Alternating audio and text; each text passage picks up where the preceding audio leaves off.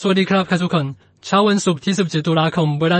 7:30 นาทีเรามีเกมสำคัญในศึกบราซิลเซเรียอาฟลูมิเนนเซ่เปิดบ้านพบชูเวนตุเสตอนท้ายผมดิฉันจะฝากผลคาดการณ์ที่แฟนบอลทุกคนครับค่ะเจ้าบ้านฟลูมิเนนเซ่ภายใต้การคุมทีมของลุยส์เบลเดียมีข่าวดีเมื่อเจวินเซนาพ้นโทษแบนกลับมาแต่ยังขาดกุสตาโวโนนาโตและกันโซที่ไม่ฟิตเกมนี้จะใช้จอห์นเคนเนดีเป็นหน้าเป้า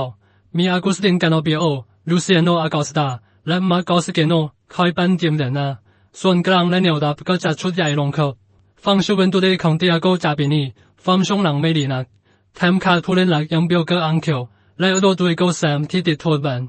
เกมนี้จะส่งอีก9ฟอร์มิจ้าเจลเบโตจูเนียและอินิโอซันโตสเป็น3ประสานแนวรุกแต่การมาเยือนมาดาการาถือว่าเป็นงานหนักจริงๆฟลูมิเนนเซ่ต้องการแต้มเพื่อจะดันตีสิทธิ์ลุยโกปาลีเบเรตาดอเรสส่วนชูเวนตุเสกำลังหนีตู่ฉันมองแล้วเจ้าบ้านเหนือกว่าทั้งสภาพทีมและแรงจูงใจผลคาดการณ์ฟลูมิเนนเซ่ชนะชูเวนตุเส1-0